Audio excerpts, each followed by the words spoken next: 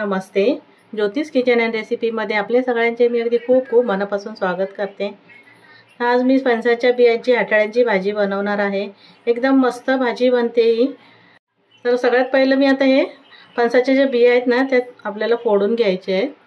एक कपडा घेतला आणि त्याच्यावर असे आठवड्या फोडून घ्यायचे आहेत. आपल्याला खलबत्त्याच्या दांड्याने तोडलं असं फोडून घेतलं तरी चालेल. हे सालं काढून घ्यायचे.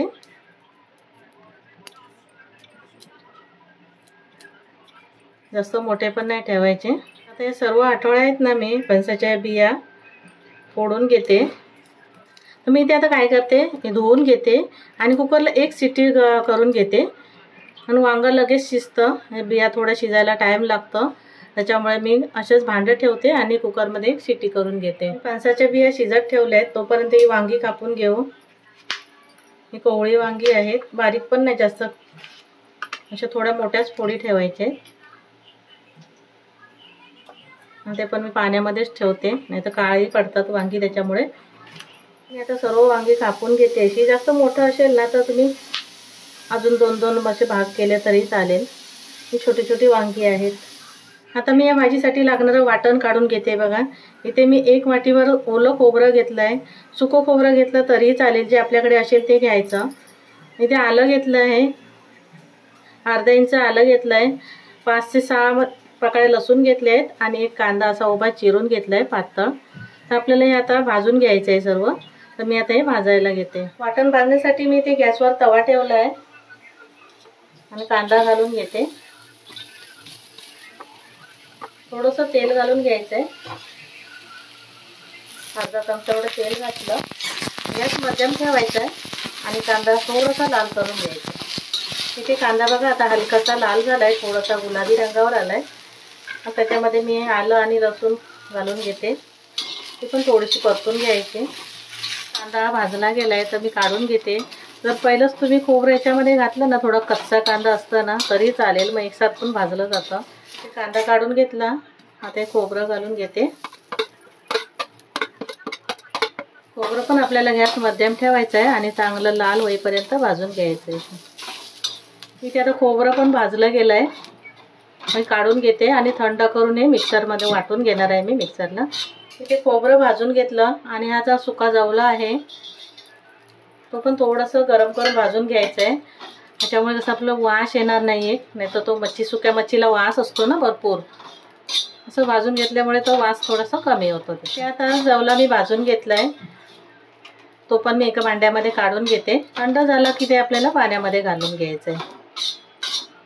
जास्त वेळ पाण्यामध्ये ठेवायचं नाही. जेव्हा आपण बनवायला घेणार भाजी तेव्हाच पाण्यामध्ये धुवून घ्यायचं आहे. आता इथे मी काढून घेते. मी ते वाटण करून घेतलं आहे आणि आता पण भाजी फोडणीला घालून घ्यायची. हे मी थोडं बाजूला ठेवते. इथे भाजून घेतलेला जो जवला आहे ना त्याच्यामध्ये मी पाणी घालते आणि 2 ते 3 वेळा आपल्याला स्वच्छ धुवून घ्यायचं आहे. जी वाळू असते ना ती निघून जाईल. इथे जवला धुवून घेते मी. तोपर्यंत आपण भाजी फोडणीला घालून घेऊ. फोडणीला घालण्यासाठी मी इथे गॅसवर कढई ठेवली आहे. तेल घालून घ्यायचं आहे. 1 ते 2 चमचावर तेल घालायचं आहे. इथे आता तेल गरम झालं आहे, त्यामध्ये मी हा कांदा घालून घेते. अर्धा कांदा असा बारीक चिरून घेतला आणि तो घालून घेतला आहे. कांदा आपल्याला हलकासा लाल करून घ्यायचा आहे. इथे आता कांदा हलकासा लाल झाला आहे, मसाला घालून घ्यायचा आहे. मी मालवणी मसाला घालते आहे. इथे 2 चमचे मसाला घालते मी, कारण भाजी तिखट थोडी बरी वाटते आणि जास्त तिखट नाही आहे हा मसाला.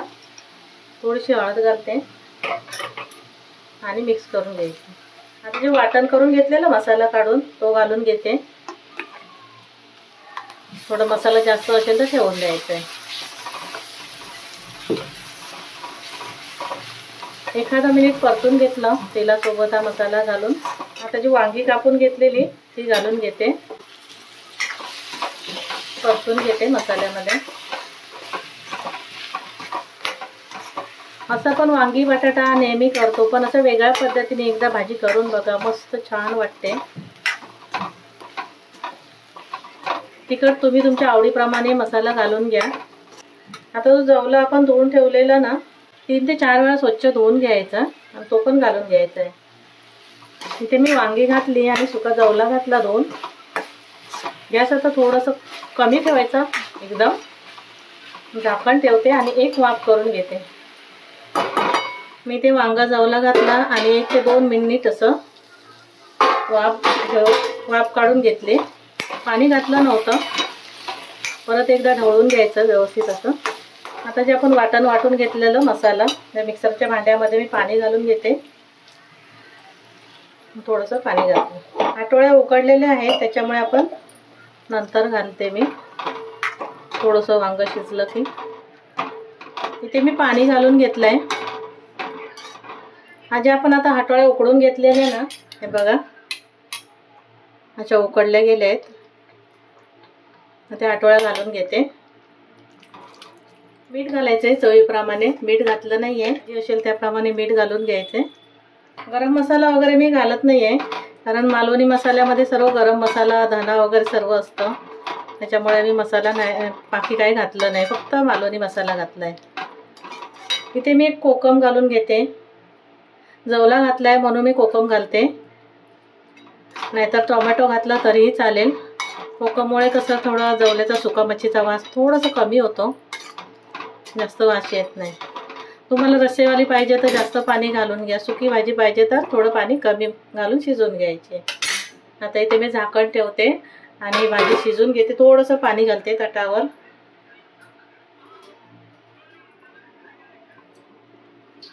आणि भाजी शिजवून घेते. शिजत ठेवलेली आणि मध्ये एकदा ढवळून घेतलेली. आता पाणी काढून घेते ताट मी. मस्त सुरेख असा रंगही आलाय भाजीला आपल्या.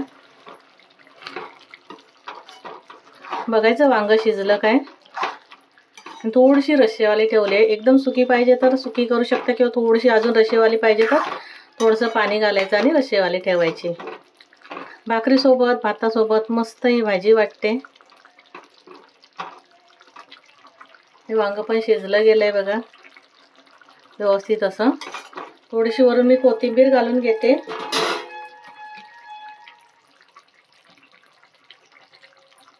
आणि मी गॅस बंद करते. इथे आपली बघा मस्त वांग आटळ्या आणि सुका जवला घालून भाजी तयार झाली आहे. खूप छान वाटते भाजी खायला. तर तुम्हाला जर माझी रेसिपी आवडली असेल तर लाईक करा, शेअर करा, सबस्क्राईब करा. थँक्यू.